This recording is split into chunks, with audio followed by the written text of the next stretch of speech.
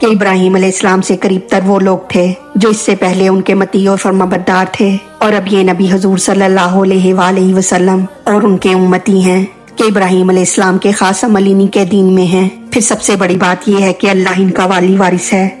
اعوذ باللہ من الشیطان الرجیم، بسم اللہ الرحمن الرحیم۔ انا بے شک اولن ناسی سب سے زیادہ قریب ہیں لوگوں میں بھی ابراہیم علیہ السلام سے، للذین اتبعوہ وہ لوگ جنہوں نے پیروی کی ان کی، وہذا النبی اور اس نبی کی، والذین اور وہ لوگ جو آمنوا ایمان لائے، اولا کے معنی ہے زیادہ قریب یا زیادہ حقدار، یعنی یا تو قیامت میں یہ لوگ ابراہیم علیہ السلام سے زیادہ قریب ہوں گے کیونکہ قیامت میں ہر شخص اسی کے ساتھ ہوگا جس سے وہ دنیا میں محبت رکھتا ہوگا، یا دنیا میں حضرت ابراہیم علیہ السلام کے قریب یہ لوگ ہوں گے، یا حضرت ابراہیم علیہ السلام کے دعوے دار مستحق یہ لوگ ہوں گے۔ یعنی اللہ تعالیٰ اس جملے میں فرما رہا ہے کہ ابراہیم علیہ السلام سے بہت قرب رکھنے والے یا ان کے زیادہ حقدار یا ان کے خاص لوگ وہ ہیں جو ان کے زمانے میں ان کے دین پر تھے یا ان کے فرمانبردار اور متی تھے، اور اب اس پیغمبر حضور صلی اللہ علیہ وآلہ وسلم اور ان کے امتی ہیں۔ خیال رہے کہ اگرچہ مسلمان ابراہیم علیہ السلام کے زمانے سے دور ہیں،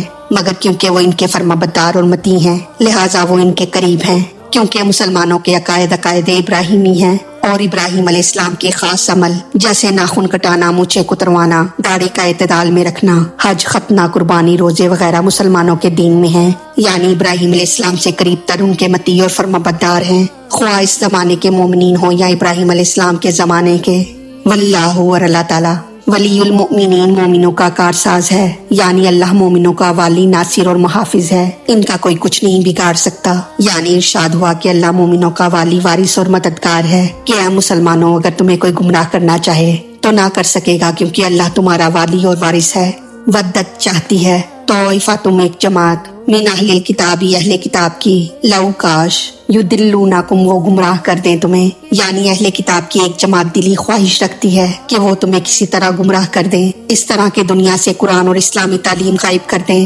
جس سے کہ تمہارے پاس ہدایت کا کوئی سامان نہ رہے، یا یہ کہ تم کو قرآن اور اسلام سے بیگانہ کر دیں کہ تم مسلمان کہلا کر بھی مسلمان نہ رہو، یا تمہارے دل میں اسلام کے بارے میں شک پیدا کر دیں تاکہ تم اسلام سے دور ہو جاؤ، یا پھر کسی نوکری، روٹی یا عورت کا لالچ دے کر تمہیں اسلام سے دور کر دیں۔ اہل کتاب یہ تینوں قسم کی کوششیں کر رہے ہیں، مگر مسلمانوں تمہیں اطمینان رکھنا چاہیے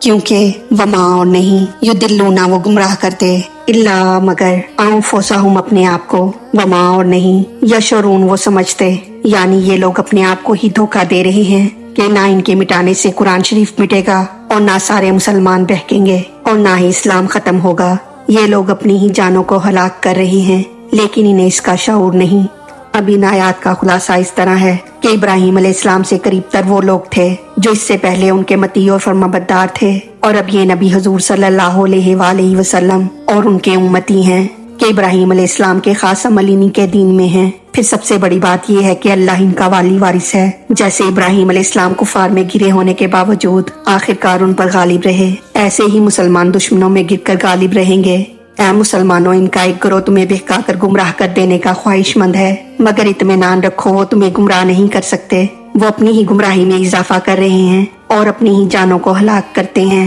مگر انہیں اس کا شعور نہیں۔ اللہ تعالیٰ ہماری غلطیوں کو معاف فرما کر ہمارا پڑھنا سننا اپنی بارگاہ میں قبول فرمائے، ہمیں دین و دنیا کی تمام نعمتیں عطا فرمائے اور ہمیں عمل کی توفیق عطا فرمائے، آمین یا رب العالمین۔ وما علینا الا البلاغ المبین۔